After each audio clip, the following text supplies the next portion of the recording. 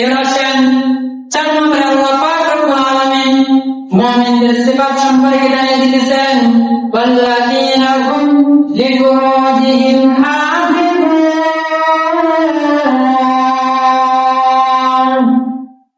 আল্লাহ পাক রব্বুল আলামিন বলেছেন ও আমার বান্দা শুনো তোমাদের ভিতরে প্রকৃত ঈমানদার হচ্ছে যারা তাদের লজ্জাস্থানকে হেফাজত করবে।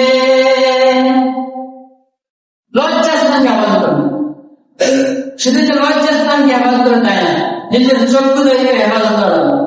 কারণ জিনাল আইন নাজ রাসূলুল্লাহ সাল্লাল্লাহু আলাইহি ওয়াসাল্লাম বলেছেন এই যে চক্ষু দুইটা যে চিহ্ন আছে, এই চক্ষু দ্বারা যদি আমরা কোনো নারীর দিকে আকৃষ্ট হয়ে তাকাই তাহলে এটা দ্বারাও জিনার গুনাহ হবে, এটাও জিনার সমতুল্য। এখন এই যে আমরা যে আমাদের লজ্জাস্থানকে হেফাজত করবো, এটা কিভাবে এমন করবো? আসেন এরপরে একটা কথা কোরআন বলছে ইল্লা আলা আজওয়াজিহিম আও মা মালাকাত আইমানুহুম ফা ইন্নাহুম গায়রু মালুমিন। আল্লাহ পাক রব্বুল আলামিন আমাদের লজ্জাস্থানকে হেফাজত করার জন্য আমাদেরকে দুইটা পথ অবলম্বন করার জন্য বলেছেন।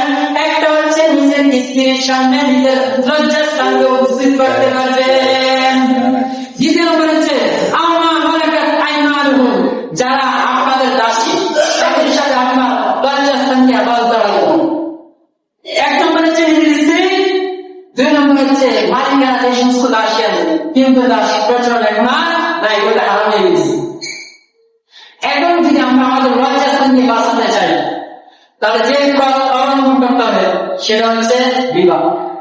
সেটা কি? বিবাহ। যখন তারা যুবকরা আজকে বড় গুনাহ করে ফেলে, তারা গুনাহ করে, আমরা গুনাহ করি, আমরা যে আমাদেরকে হেফাজত করতে পারতেছি এটা কিন্তু না। আমরা অনেক সময় দ্বিধাদ্বন্দ্বের ভিতরে পড়ে যাই, কারণ আমরা এমন একটা পর্যায়ে এসে উপনীত হয়েছি যে এই পর্যায়টা খুবই খারাপ, এই পর্যায়ে ঈমানটা টিকে রাখা খুবই কঠিন। এই জন্য আমাদেরকে যদি নিজের লজ্জাস্থানকে হেফাজত করতে হয়, নিজের চক্ষুকে যদি হেফাজত করতে হয়, তাহলে আমাদেরকে বিবাহ ছাড়া অন্য কোনো উপায় নাই। এই জন্য যারা যুবক আছে তাদের প্রতি মাতা পিতা দৃষ্টিপাত করতে হবে যে আমার ছেলেটা যে বয়স হয়ে যাইতেছে, আমার ছেলেটা যে 19 থেকে 20-25 বছর হয়ে যাইতেছে, 30 বছর পর্যন্ত হয়ে যায়, অথচ অনেক মাতা পিতা মনে করে সে যদি বিবাহ করে তাহলে আমাদের সংসারে চলে না। মনে করে যদি বিবাহ করে দেয় তাহলে বই নিয়ে থাকবে আর মাতা পিতার দিকে দৃষ্টিপাত করবে, এরকম করা যাবে না। আপনাদের নীতি কার আছে? আল্লাহ। তার নীতি কার আছে? যে মেয়েটা আপনার সংসারে আসবে তার নীতি কার আছে? কোনো কিছুর জন্য বসে থাকে না, সবকিছু চলমান এবং চলমান থাকবে। এই জন্য যারা যুবক ভাই আছে তাদের প্রতি মাতা পিতা যারা আছেন তারা খেয়াল করবে আপনার ছেলেটা আগে কি ছিল, এখন কি হয়েছে। আপনার ছেলেটা দৈনন্দিন খারাপ দিকে চলে যেতেছে, আপনি এখন পর্যন্ত বুঝতেছেন না যে আপনার ছেলেটা কেন খারাপ দিকে যেতেছে। এটা নিয়ে ইনশাআল্লাহ বিস্তারিত আগামী সময় আলোচনা করব ইনশাআল্লাহ।